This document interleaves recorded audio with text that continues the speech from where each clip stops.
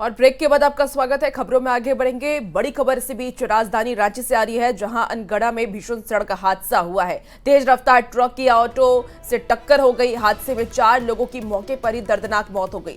मृतकों में 2 महिला, 1 चालक और 1 बच्चा है। मृतकों के शव को भेजा गया है रिम्स और एक ही परिवार के रहने वाले थे सभी। ऑटो चालक के परिवार के ही थे सभी लोग। तो बड़ी खबर आपको बता रहे हैं, जहां भीषण सड़क हादसा हो गया है। राजधानी रांची में अनगढ़ा में भीषण सड़क हादसा हुआ। तेज रफ्तार ट्रक की ऑटो से टक्कर हो गई। 4 लोगों की मौके पर ही मौत हो गई।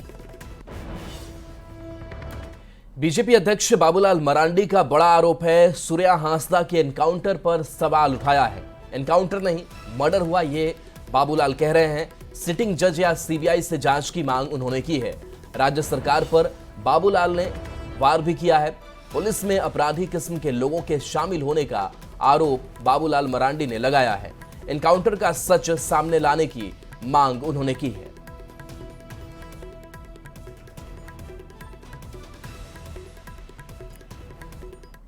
इसी बीच आपको बता दें कि सूर्य हांसदा एनकाउंटर से जुड़ी इस वक्त की बड़ी खबर आ रही है, जहां सीआईडी करेगी एनकाउंटर की जांच। तो गोड्डा पुलिस ने प्रारंभिक रिपोर्ट भेजी। सूर्य हांसदा पर दर्ज थे 27 केस। कई दलों के से सूर्य के संबंध भी बताए जा रहे हैं। गिरफ्तारी के बाद गोड्डा में हुआ था एनकाउंटर। तो बड़ी खबर आपको बता रहे हैं, जहां सीआईडी एनकाउंटर की जांच करेगी। गोड्डा पुलिस ने प्रारंभिक रिपोर्ट भेज दिया है और सूर्य हांसदा पर दर्ज थे 27 केस। कई दलों से भी उनका कनेक्शन बताया जा रहा है। और पटना से बड़ी खबर, जहां आईजीआईएमएस निदेशक बिंदे कुमार की मुश्किलें बढ़ी हैं। सीबीआई ने चिकित्सा अधीक्षक से कागजात की मांग की है। डॉक्टर बिंदे कुमार और डॉक्टर प्रेम कुमार से कागजात की मांग की गई है। सर्विस बुक की सर्टिफाइड फोटो कॉपी देने की भी मांग है। 22 अगस्त को फोटो कॉपी के साथ तलब किया गया है। डॉक्टर बिंदे और डॉक्टर प्रेम कुमार के बेटे पर एफआईआर हुआ है। फर्जी प्रमाण पत्र पर चयन होने के मामले में एफआईआर दर्ज किया गया है। कुमार हर्षित राज और कुमार सिद्धार्थ के खिलाफ एफआईआर दर्ज है। तो सीबीआई ने दोनों पर मामला दर्ज किया है। इसी बीच आपको बड़ी खबर मुजफ्फरपुर से बताएं, जहां विशनपुर बाग नगरी में ईडी की रेड हुई है। मनी लॉन्ड्रिंग मामले में 14 घंटे तक ये रेड चली। मनी लॉन्ड्रिंग केस में सुजीत मिश्रा के घर छापेमारी की गई। मुखिया बबीता कुमारी के देवर सुजीत मिश्रा है और सकरा पुलिस ने सुजीत मिश्रा को हिरासत में लिया है। आपको बता दें कि पूछताछ के लिए पुलिस उन्हें थाना लेकर के गई। बड़ी खबर इस वक्त आपको बता रहे हैं मुजफ्फरपुर से, जहां ईडी की रेड हुई है। मनी लॉन्ड्रिंग मामले में 14 घंटे तक ये रेड चली। मनी लॉन्ड्रिंग केस में सुजीत मिश्रा के घर पे छापेमारी हुई है। बताया जा रहा है कि मुखिया बबीता कुमारी के देवर हैं सुजीत मिश्रा और सकरा पुलिस ने सुजीत मिश्रा को फिलहाल हिरासत में लेकर के उनसे पूछताछ कर रही है। नहीं, ईडी टीम चली गई है। उसके बाद सकरा थाना की पुलिस आई है। थाना प्रभारी थे, हम उनसे बात किए हैं कि आप क्यों सुजीत को ले जाना चाहते हैं। तो हम पूछताछ करना है, हम कहें कि यहीं कर लीजिए।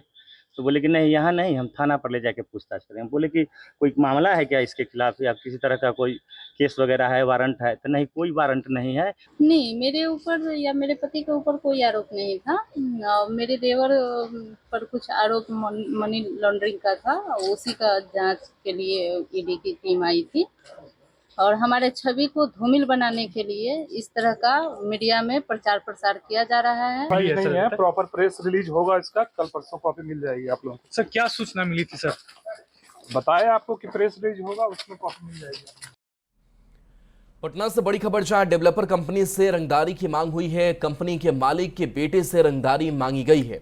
50 लाख रुपए की रंगदारी मांगी है। प्रमोद कुमार के बेटे से रंगदारी की मांग हुई है। सुजल कुमार उर्फ प्रिंस ने मामला दर्ज कराया है। 2 अगस्त से लगातार फोन आ रहा था। फोन पर गाली गलौज का भी आरोप है। सोशल मीडिया पर भी अपशब्द लिखा गया है। रामकृष्ण नगर का आरोपी बताया जा रहा है। तो 50 लाख की रंगदारी की मांग की गई है। सुजल कुमार ने इस पूरे मामले को लेकर के केस दर्ज कराया है। पुलिस मामले की तफ्तीश में जुटी है। बता रहे हैं कि 2 अगस्त से लगातार फोन आ रहा है। सोशल मीडिया पर आपत्तिजनक शब्द लिखे जा रहे हैं। डेवलपर कंपनी से ये रंगदारी की मांग की गई है। बता दें कि किस कंपनी के मालिक के बेटे से रंगदारी की मांग की जा रही है। उनको अपशब्द कहे जा रहे हैं। सोशल मीडिया पर भी लिखा जा रहा है। 50 लाख रुपए की रंगदारी मांगी जा रही है। फोन पर गाली गलौज का भी आरोप लगाया गया है।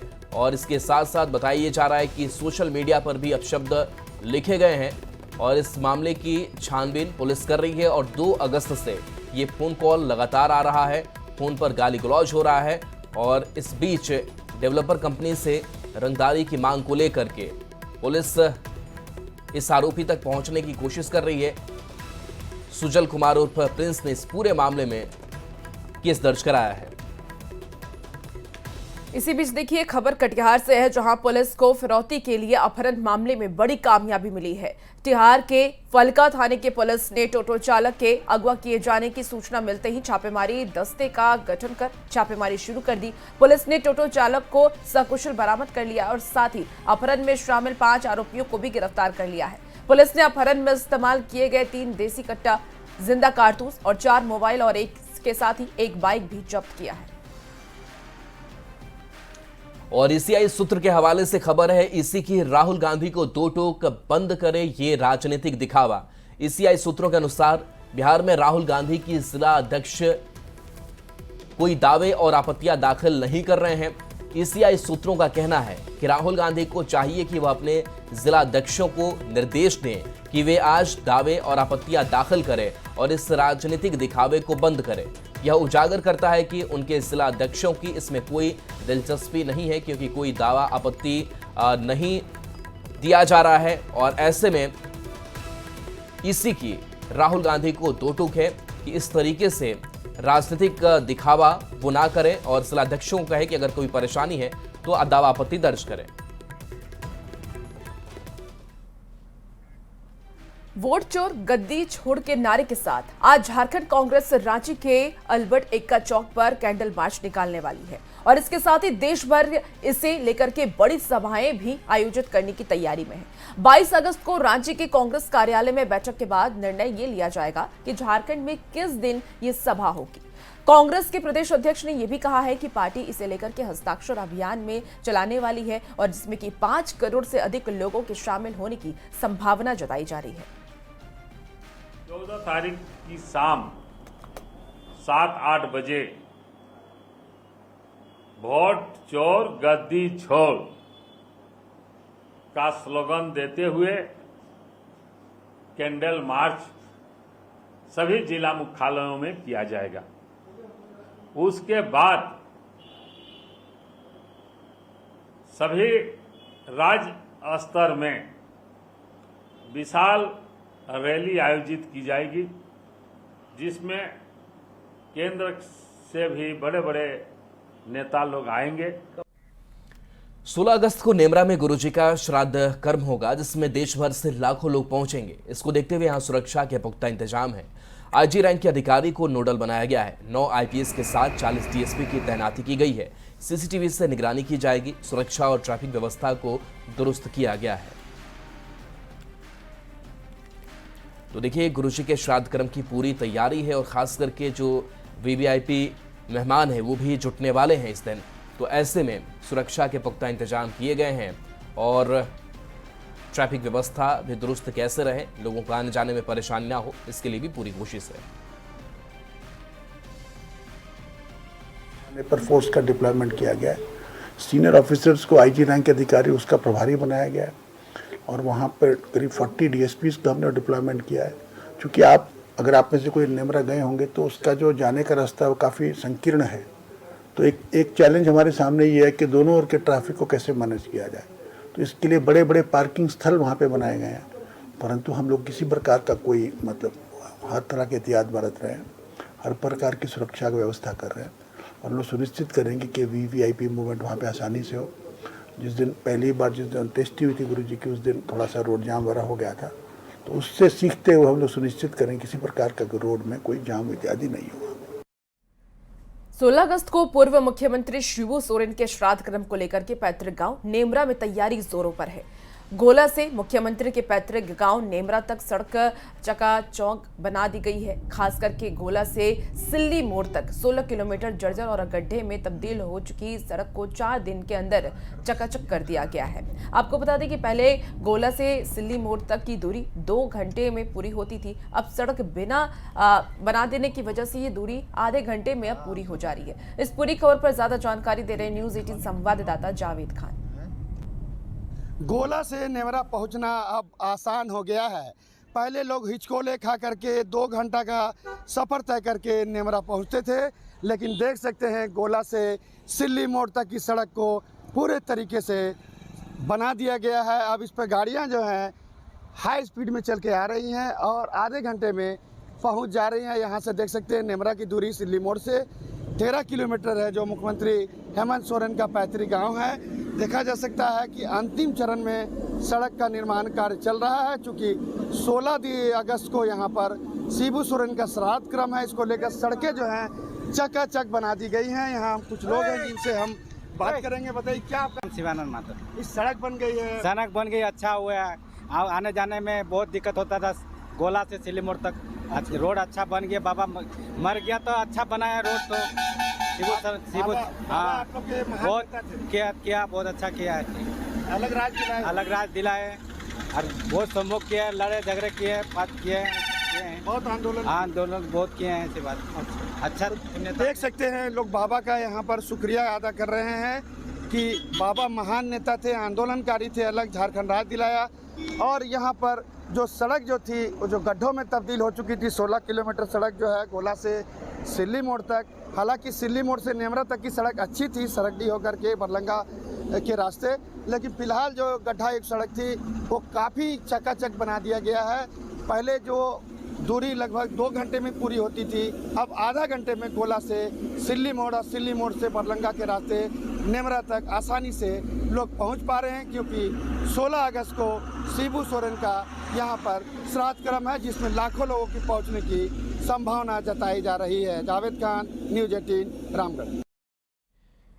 बिहार में बाढ़ के हालात ने गांवों से लेकर शहरों तक की सूरत बिगाड़ दी है। हालात ये है कि पटना में दानापुर के भी कई इलाके बाढ़ की चपेट में हैं। न्यू रेलवे कॉलोनी में पानी जमने के बाद लोगों ने घर बार छोड़कर पलायन शुरू कर दिया है। आरोप है कि डीआरएम से पानी निकासी की गुहार के बाद भी कोई पहल नहीं हो रही है। ऐसे में लोगों के पास क्वार्टर छोड़कर किराए के घर में जाने के सिवा कोई और रास्ता बचा नहीं है। नहर का पानी भी उल्टी दिशा में बहने लगा था, क्योंकि गंगा का स्तर ऊंचा हो गया था। इस सिचुएशन को टैकल करने के लिए 7 पंपिंग सेट का इस्तेमाल किया गया है रेलवे प्रशासन के द्वारा, जिससे कि पानी को बाहर निकाला जा रहा है। साथ ही साथ स्टेट गवर्नमेंट के साथ लाइजनिंग करके स्विस गेट जो है, जिससे कि नहर का पानी गंगा में जाता है, उसको भी खोल दिया गया है और अब नहर का पानी गंगा में जाने लगा है। जल जमाव की जो स्थिति थी उस पर नियंत्रण अभी कर लिया गया है। हम मौजूद हैं दानापुर के न्यू कॉलोनी में और न्यू कॉलोनी के लोग पलायन कर रहे हैं। आप तस्वीरों में देख लीजिए, ये वो लोग हैं जो यहाँ वर्षों से रह रहे थे और रेलवे क्वार्टर में पूरी तरह से जलमग्न होने की वजह से किराए के मकान में जा रहे हैं। यहाँ सभी लोग अपना जो है सामान लाद कर दूसरे जगह किराए के मकान में जा रहे हैं, जबकि जो है इस क्वार्टर का देख रेख का जिम्मा जो है रेलवे का है और इस पानी निकासी का जिम्मा भी रेलवे का, लेकिन निकासी नहीं हो रहा है। लोग परेशान हैं और रात में सांप बिच्छू अलग से परेशान कर रहा है। हम इनसे जानते हैं कि कितनी परेशानी है और कहाँ जा रहे हैं। परेशानी माने परेशानी है, आप तो देख रहे हैं कि पानी में ही चल रहे हैं और पिछले 2 दिन से पानी में ही है। जीना जो है मुहाल हो चुका है। बिल्कुल जीना जो है इनका मुहाल हो चुका है। इनसे क्या क्या स्थिति रह गई है? स्थिति यही रह गई है कि बस 2-3 दिन से लगातार पानी के अंदर है। इंतज़ार कर रहे हैं कि हाँ कब पानी निकासी होगा। बहुत सारे लोग गए डीआरएम को बोलने के लिए, लेकिन कोई सुनवाई नहीं है डीआरएम के साइड से। न्यूज़ 18 जो है पहली बार पहुंचा है इनके पास और ये दिखाना चाह रहा है कि इनकी समस्या क्या है और इस समस्या का कोई समाधान नहीं हो रहा है। यहाँ महिलाएं पुरुष सभी लोग समाधान नहीं होने की वजह से घर खाली कर रहे हैं। और यहाँ से पलायन कर रहे हैं। कहाँ जा रही हैं? हम तो जा रहे हैं मेथी में, हम लोग जा रहे हैं ये रेंट पे जा रहे हैं हम लोग। डीआरएम यहाँ कोई सुनता ही नहीं, कोई सुनवाई। अभी घर खाली करके चल जाएंगे, फिर तो चोर आएगा, सब चोरा के लेके सामान भी चला जाएगा। चोरी का अलग खतरा है यहाँ। क्या नाम हुआ आपका? मेरा नाम हुआ पूजा कुमारी। तो चोरी का भी खतरा है और यही वजह है कि सारा सामान लेके जा रहे हैं। सारा सामान लेके जा रहे हैं। हाँ, कोई यहाँ कोई सुविधा नहीं है। आसपास के कितने घर इस तरह से हैं? सब टोटल घर, सब जलमग्न है। हाँ, सब देख रहे हैं। सब लोग खाली करके जा रहे हैं। हाँ, सबको देख रहे हैं, उधर खाली हो रहा है, उधर खाली हो रहा है। रेलवे को जो है ये पूरी जिम्मेदारी बनती है कि इस क्वार्टर का जो पानी है वो निकासी की भरपूर व्यवस्था करे, लेकिन वो व्यवस्था नहीं हो रही है। ऐसे में इनका ख्याल कौन रखेगा? दानापुर से न्यूज़ 18 के लिए अमरजीत शर्मा। झारखंड की सिमडेगा में जंगल से खतरा निकला है और गांव-गांव में दहशत का माहौल है। ठेठई टांगर प्रखंड में 25 से ज्यादा हाथियों का झुंड लगातार घूम रहा है। कभी घरों को तोड़ रहा है तो कभी सड़क किनारे मंडरा रहा है, जिससे कि ग्रामीणों और राहगीरों में डर का माहौल है।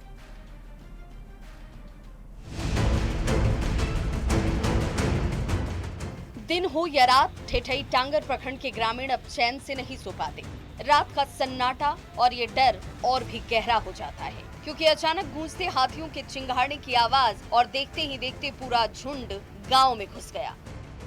25 से ज्यादा हाथियों का झुंड खेत को रौंद देता है, घरों को तोड़ डालता है और अनाज को चट कर जाता है। अब गांव में सिर्फ बिखरी फसल है और फैली दहशत बाकी है। नेशनल हाईवे के किनारे मंडराकर राहगीरों के लिए ये सिर्फ और सिर्फ खतरा पैदा कर रहे हैं।